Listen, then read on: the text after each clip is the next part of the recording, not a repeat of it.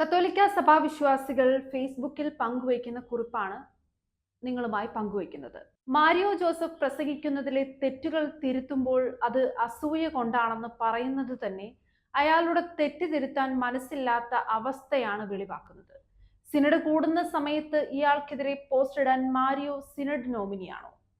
ക്രിസ്തു മതത്തിലേക്ക് പുതുതായി ചേർന്ന് കുറച്ച് കൃപ കിട്ടിക്കഴിയുമ്പോൾ ക്രിസ്തു മതത്തിന്റെ നിയമങ്ങൾ പഠിക്കാതെ സ്വതന്ത്രമായി ശുശ്രൂഷ നടത്തുന്ന ഒരു വിഭാഗം ആളുകൾ പറയുന്ന സ്ഥിരം പല്ലവിയാണ്, തങ്ങളുടെ കഴിവുകൾ കണ്ട് കുറച്ച് വൈദികർക്ക് തങ്ങളോട് അസൂയയാണ്, അതുകൊണ്ട് അവർ തങ്ങളെ എതിർക്കുന്നു എന്ന സ്ഥിരം പല്ലവി. മാരിയോ ജോസഫിനെ ന്യായീകരിക്കുന്നവർ ഇത് മനസ്സിലാക്കുക. ഇസ്ലാം മതത്തിന്റെ രീതികളിൽ നിന്ന് മാരിയോ പൂർണ്ണമായും പുറത്തു വന്നിട്ടില്ല. മാരിയോ ആരോടും ഗുഡ് മോർണിംഗ് പറയാറില്ല എന്നതാണ് പുതിയ ആരോപണം. ഇത് കണ്ടുപിടിച്ചതല്ല, മാരിയോ തന്നെ ഒരു മോട്ടിവേഷണൽ സ്പീച്ചിൽ പറയുന്നതാണ്. ഇത് ഇതുവരെ തിരുത്തി പറഞ്ഞിട്ടുമില്ല. ഈശോ മിശിഹായ്ക്ക് സ്തുതി എന്നത് വിശുദ്ധ ബൈബിളിൽ ഇല്ലാത്തതുകൊണ്ട് അതും പറയാറില്ല.